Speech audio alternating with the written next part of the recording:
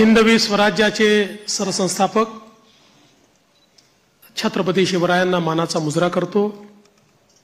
भारतीय राज्यघटनेचे शिल्पकार भारतरत्न डॉक्टर बाबासाहेब आंबेडकर यांना मानवंदना अर्पित करतो। आज आपली सगळी प्रक्रिया पार पाडण्याकरता या ठिकाणी उपस्थित झालेले गुजरात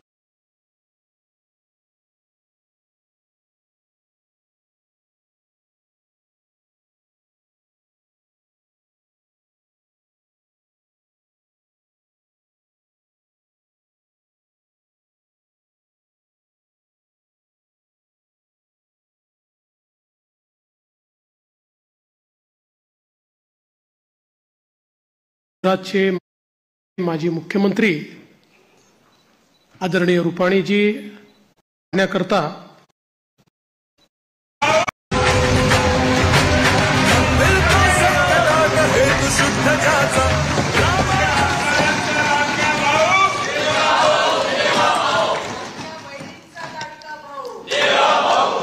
हिंदवी स्वराज्याचे सरसंस्थापक छत्रपती शिवरायांना मानाचा मुजरा करतो। भारतीय राज्यघटनेचे शिल्पकार भारतरत्न डॉक्टर बाबासाहेब आंबेडकर यांना मानवंदना अर्पित करतो।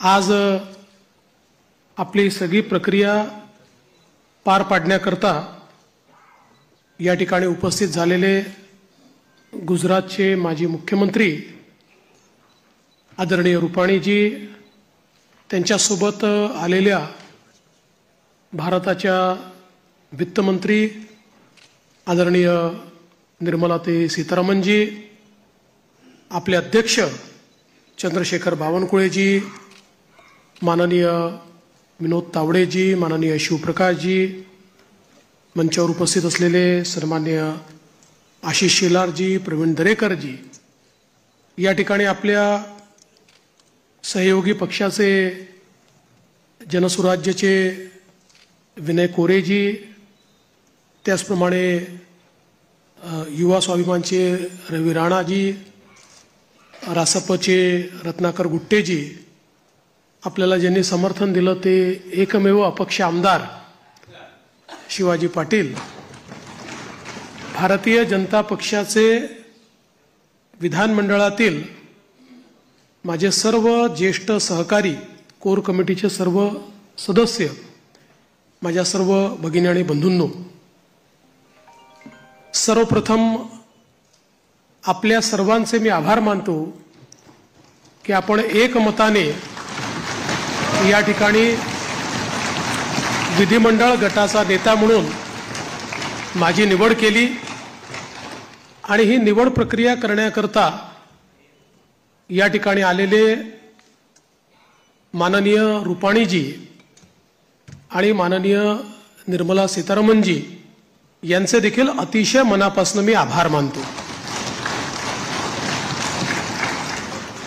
खरं म्हणजे आपल्या सर्वांना याची कल्पना आहे की यावेळची निवडणूक एक अतिशय ऐतिहासिक अशा प्रकारची निवडणूक राहिली आहे आणि या निवडणुकीचं विश्लेषण करायचं झालं तर मी असं म्हणेन की या निवडणुकीने एक गोष्ट आपल्यासमोर निश्चितपणे ठेवली आहे, ती म्हणजे एक है तो सेफ है आणि मोदी है तो मुमकिन है। मोदीजींच्या नेतृत्वामध्ये देशामध्ये विजयाची मालिका ही लोकसभेनंतर पुन्हा एकदा हरियाणापासून सुरू झाली आणि महाराष्ट्राने जे मॅन्डेट या ठिकाणी आपल्याला दिलेलं आहे, खरं म्हणजे महाराष्ट्राच्या जनतेला मी साष्टांग दंडवत घालतो। अशा प्रकारचं मॅन्डेट महाराष्ट्राच्या जनतेने आपल्याला दिलेलं आहे। विशेषतः या संपूर्ण प्रक्रियेमध्ये आपल्या सोबत पूर्णपणे तनमनाने या ठिकाणी असलेले महाराष्ट्राचे मुख्यमंत्री माननीय एकनाथराव शिंदेजी आणि महाराष्ट्राचे उपमुख्यमंत्री सन्माननीय अजितदादा पवारजी यांचे देखील मी अतिशय मनापासून आभार मानतो। आणि तद्वतच आमचे आरपीआयचे नेते रामदास आठवलेजी आणि आमच्या सगळ्या मित्रपक्षांचे देखील मनापासून आभार मानतो। खरं म्हणजे अतिशय महत्त्वाचं अशा प्रकारचे वर्ष आहे। एकीकडे आपण सगळे लोक ज्या प्रक्रियेतनं निवडून येतो ती प्रक्रिया ज्या संविधानाने आपल्याला दिली, भारतरत्न डॉक्टर बाबासाहेब आंबेडकरांनी तयार केलेलं आमचे संविधान, या संविधानाची 75 वर्ष पूर्ण होत आहेत। आणि म्हणून सर्वार्थानं एक अत्यंत महत्त्वाचं अशा प्रकारचे वर्ष आहे। कारण आपल्याला कल्पना आहे की देशाचे प्रधानमंत्री माननीय मोदीजी हे देखील नेहमी सांगतात की कुठल्याही ग्रंथापेक्षा, धर्मग्रंथापेक्षा माझ्याकरता भारताचं संविधान सगळ्यात महत्त्वाचं आहे। आणि एक असं संविधान की ज्या संविधानाने प्रत्येक भारतीयाला जगण्याचा, मोठं होण्याचा, समृद्ध होण्याचा अधिकार दिला आणि भारताला जगातले एक उत्तम राष्ट्र म्हणून प्रस्थापित करण्याचं काम केलं। अशा या संविधानाच्या 75 वर्ष पूर्ण होणाऱ्या अमृत महोत्सवी वर्षात पुन्हा एकदा या ठिकाणी आपण सरकार स्थापन करतोय। दुसरं, आपल्या सर्वांना कल्पना आहे की ज्यांनी समस्त हिंदुस्थानामध्ये मोगली आक्रमणानंतर आमची श्रद्धास्थानं जी उद्ध्वस्त झाली होती त्या सर्व श्रद्धास्थानांचं पुनरुज्जीवन केलं, त्या राजमाता अहिल्यादेवी होळकर यांचंही 300वे जयंती वर्ष हेच आहे। त्यामुळे मला असं वाटतं की ही देखील एक अत्यंत महत्त्वाची गोष्ट आहे। त्यासोबत ज्यांनी इंग्रजांच्या विरुद्ध जल, जमीन आणि जंगल वाचवण्याचा लढा उभारला आणि खऱ्या अर्थानं इंग्रजांना सळो की पळो करून सोडलं, ते भगवान बिरसा मुंडा यांचीही 125वी जयंतीचं हे वर्ष या ठिकाणी आपण साजरं करतोय। आणि अर्थातच आपल्या सर्वांचे लाडके नेते ज्यांनी नवभारताची संकल्पना मांडली, ज्याची मुहूर्तमेढ केली, आज मोदीजींच्या नेतृत्वात जो नवभारत तयार होतोय त्याचा पायवा ठेवणारे श्रद्धेय अटल बिहारी वाजपेयीजी यांचं देखील हे 100वे जयंती वर्ष आहे। त्यामुळे अशा या अत्यंत महत्त्वपूर्ण वर्षामध्ये महाराष्ट्राच्या जनतेने ही सगळी जबाबदारी आज महायुतीवर या ठिकाणी सोपवलेली आहे।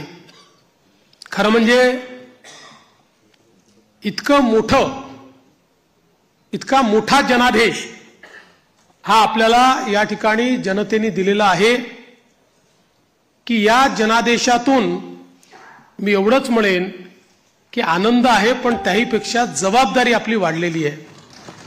प्रचंड मोठी जबाबदारीची जाणीव करून देणारा अशा प्रकारचा जनादेश हा जनतेने आपल्याला दिलेला आहे। आणि विशेषतः आपल्या लाडक्या बहिणी असतील, आपले लाडके भाऊ असतील, आपले लाडके शेतकरी असतील, आपले लाडके युवा असतील, या सगळ्यांनी आणि समाजातल्या दलित, वंचित, ओबीसी, आदिवासी सगळ्यांनी जो जनादेश आपल्याला दिलेला आहे त्या जनादेशाचा सन्मान राखण्याचं काम हे आपल्याला करावं लागणार आहे। आणि म्हणून निश्चितपणे आपली प्राथमिकता आपण सुरू केलेल्या योजना आणि आपण दिलेली आश्वासनं ही पूर्ण करणं याच्याकडे आपली प्राथमिकता तर असेलच, पण त्यासोबत महाराष्ट्राला पुढे नेण्याकरता, महाराष्ट्राला सर्व आघाड्यांवर पहिल्या क्रमांकावर आणण्याकरता आपल्या सर्वांना या ठिकाणी सातत्याने कार्यरत राहायचं आहे। आपल्याला कल्पना आहे की 2019 साली देखील जनतेचा कौल आपल्याला मिळाला होता. दुर्दैवाने जनतेचा जो कौल होता तो हिसकावून घेण्यात आला आणि जनतेसोबत एक प्रकारे बेईमानी त्या काळामध्ये झाली. मी काही त्या इतिहासामध्ये जाऊ इच्छित नाही, एक नवीन सुरुवात आपण करतोय. पण या गोष्टीचा निश्चित उल्लेख करेन की सुरुवातीच्या 2.5 वर्षामध्ये ज्या प्रकारे वेगवेगळ्या पद्धतीनं आपल्याला त्रास देण्यात आला, आपल्या आमदारांना त्रास देण्यात आला, नेत्यांना त्रास देण्यात आला, अशाही परिस्थितीमध्ये मला या गोष्टीचा अभिमान आहे की 2.5 वर्षात एकही आमदार आपल्याला सोडून गेला नाही. सगळे आमदार, सगळे नेते संघर्ष करत होते आणि त्या संघर्षामुळेच 2022 साली पुन्हा आपलं सरकार तयार झालं आणि त्यातूनच आज पुन्हा एकदा पूर्ण बहुमत आपल्या महायुतीला, प्रचंड बहुमत हे महायुतीला मिळालं आणि आपल्या भारतीय जनता पक्षाला 132 आणि आपल्या मित्रांसोबत 137 जागा, एक प्रकारचा इतिहास या महाराष्ट्रामध्ये लिहिला गेला.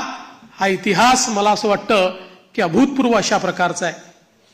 या निमित्ताने देशाचे प्रधानमंत्री माननीय मोदीजींचे मी मनापासून आभार मानेन की माझ्यासारख्या बूथचा कार्यकर्ता म्हणून ज्याने काम चालू केलंय, वॉर्डाचा अध्यक्ष म्हणून काम चालू केलंय, अशा एका कार्यकर्त्याला या सर्वोच्च पदापर्यंत 3 वेळा माननीय मोदीजींनी या ठिकाणी बसवलं. अर्थात त्यातला एकदा 72 तासाकरताच होतो, पण तरी देखील टेक्निकली होतो. त्याच्यामुळे 3 वेळा मला महाराष्ट्राच्या मुख्यमंत्री पदावर बसण्याचा मान सन्मान त्यांनी दिला. हा पक्ष ज्या प्रकारे त्यांच्या नेतृत्वात मोठा झाला, त्यातूनच सामान्य कार्यकर्त्यांना वेगवेगळी त्या ठिकाणी पदं मिळाली, चांगली पदं मिळाली, आपल्याला काम करण्याची संधी मिळाली. म्हणून मी आदरणीय मोदीजींचं मनापासून या ठिकाणी त्यांचे आभार मानतो. पक्षाचे राष्ट्रीय अध्यक्ष आदरणीय JP नड्डा साहेब यांचे देखील अतिशय मनापासून आभार मानतो. आणि त्याचसोबत ज्यांनी या संपूर्ण निवडणुकीमध्ये अतिशय ताकदीनं महाराष्ट्रामध्ये आपल्यासोबत तळ ठोकून कार्यकर्त्यांमध्ये ऊर्जा निर्माण केली आणि या निवडणुकीत अत्यंत ताकद आपल्या सर्वांना दिली, ते देशाचे गृहमंत्री माननीय अमितभाई शहा यांचे देखील आभार मानतो. आणि भारतीय जनता पक्षाचं जे शीर्षस्थ नेतृत्व आहे त्या सगळ्या नेत्यांचे या ठिकाणी अतिशय मनापासून मी आभार मानतो. आणि विशेषतः वेगवेगळे राज्यातल्या ज्या कार्यकर्त्यांनी, नेत्यांनी आपल्याला मदत केली त्यांचे देखील मी अतिशय मनापासून आभार मानतो. महाराष्ट्रातली सगळी टीम तर आपले प्रदेशाध्यक्ष बावनकुळेजी यांच्या नेतृत्वात महाराष्ट्र भाजप हा पूर्ण ताकदीने या ठिकाणी मैदानामध्ये होता आणि त्यामुळेच हा विजय आपल्याला या ठिकाणी मिळालेला आहे. त्याबद्दल भारतीय जनता पक्ष महाराष्ट्राच्या संपूर्ण टीमचं मी मनापासून अभिनंदन करतो, आभार मानतो. आणि अर्थातच तुम्ही सगळे लोक आहात म्हणून मी इथे आहे. तुम्ही नसतात तर मी इथे नसतो. त्याच्यामुळे तुमचे सगळ्यांचे मनपूर्वक आभार मानत असताना पुढची वाट ही आपल्याला अपेक्षा पूर्ण करण्याकरता संघर्षाची आहे.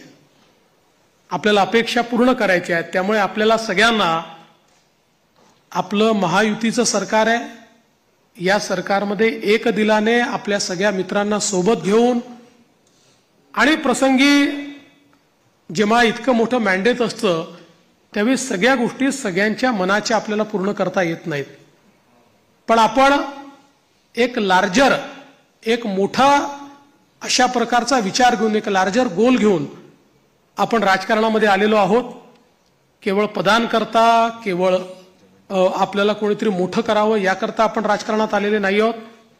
त्यामुळे मला या गोष्टीची पूर्ण अपेक्षा आहे की येत्या काळामध्ये 4 गोष्टी आपल्या मनाप्रमाणे होतील तर 4 गोष्टी मनाविरुद्ध देखील होतील, पण तरी देखील एका लार्जर इंटरेस्टमध्ये आपण सगळे एकत्रितपणे काम करू आणि आपली शक्ती काय आहे ही शक्ती निश्चितपणे या ठिकाणी आपण दाखवून देऊ। आज या निमित्ताने पुन्हा एकदा आपल्या सगळ्यांचे आभार मानत असताना महाराष्ट्रातल्या दीन दलित गोर गरीब आदिवासी शेतकरी शेतमजूर महिला ओबीसी अल्पसंख्याक सगळ्या समाजाला या ठिकाणी मी आश्वस्त करू इच्छितो की महाराष्ट्राच्या सर्वांगीण उन्नतीकरता महाराष्ट्राच्या प्रगतीकरता 24 तास आमचं सरकार काम करेल आणि महाराष्ट्रातल्या सामान्य माणसाच्या आशा आकांक्षा अपेक्षा या निश्चितपणे पूर्ण करण्याचं काम आम्ही करू। पुन्हा एकदा आपल्या सर्वांचे आभार मानतो। माननीय देशाचे पंतप्रधान नरेंद्र मोदीजी यांचे मनापासून आभार मानतो आणि माझं बोलणं संपवतो। धन्यवाद। जय हिंद, जय महाराष्ट्र।